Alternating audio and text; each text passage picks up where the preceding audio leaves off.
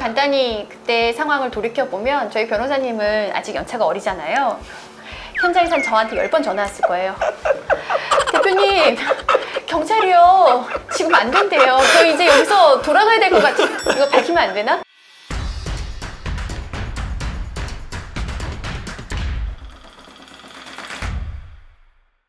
변호사 조아영 채널의 김한범 조아영 변호사입니다.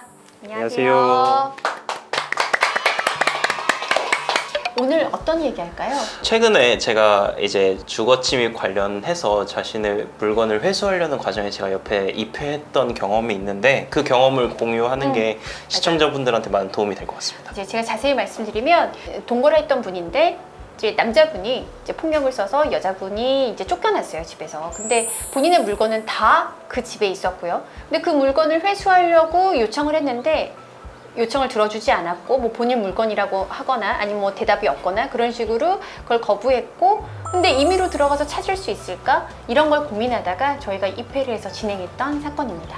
시청자분들께서 변호사는 그냥 글만 쓰는 사람 아니야? 이런 데도 입회를 해? 라고 생각하실 수도 있는데 저는 이번 경험이 처음이긴 했는데 대표님은 그런 경험이 많이 있으신가요? 그렇죠. 저도 현장에 갔던 사건 많은데요. 이 사건은 제가 변호사님이 반드시 입회를 해야 된다고 했던 사건이잖아요. 네. 저희가 그렇게 판단했던 이유는 사실 이제 이와 관련해서는 최근에 중요한 전원합의체 판결이 있었죠. 변호사님 말씀해 주시겠어요?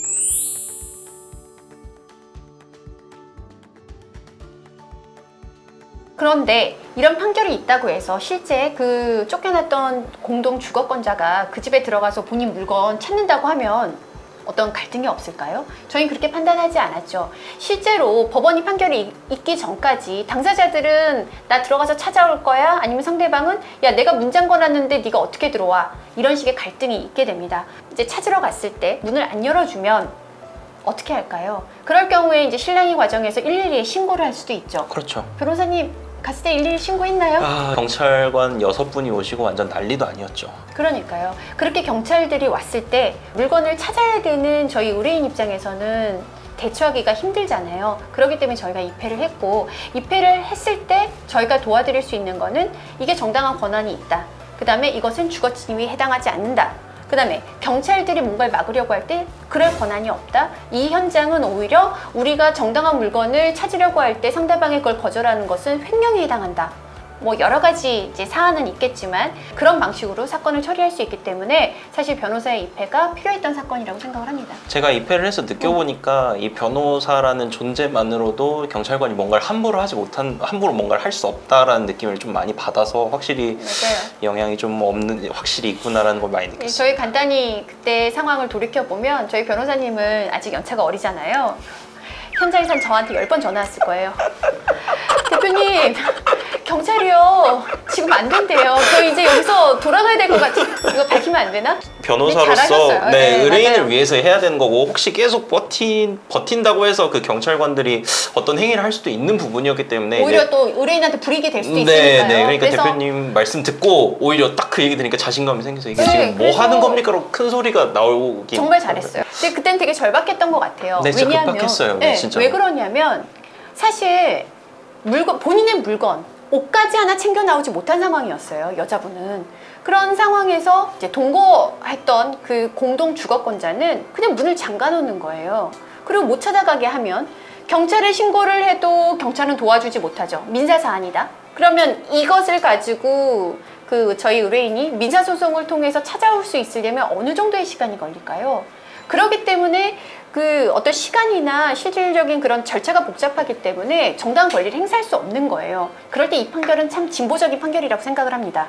아무런 근거 없이 공동주거권자가 내쫓겨서 본인의 물건을 찾지 못할 때, 그런 경우에 본인이 그 물건을 찾고 싶다라는 것을 얘기하고 상대방이 아무런 근거 없이 거절했을 때, 이런 경우에 문을 열고 들어가서 본인의 물건을 가지고 나올 경우에 주거침입은 해당하지 않는다. 물론 손괴는 별개겠죠. 그 사이에 뭐 물건을 부수거나 했다면 그건 손괴죄는 별도로 하고, 공동 주거권자의 의사에 반해서 들어간 건 아니라고 판단해서 주거침입 성립하지 않는다는 판결은 향후 저희처럼 정당한 요구를 몇 차례 하고요.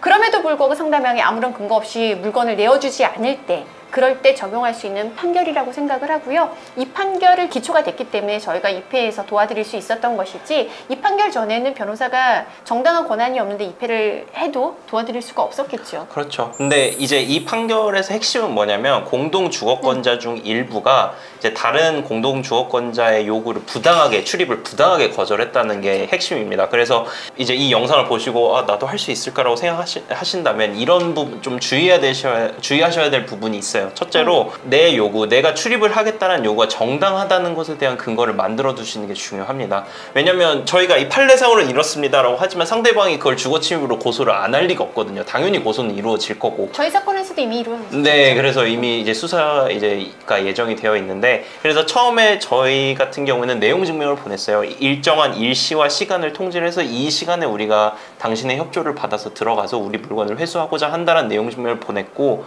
그 내용 증명에 대해 상대방은 명시적으로 어떠한 근거를 제시하는 바 없이 거절하는 의사를 표시를 했습니다.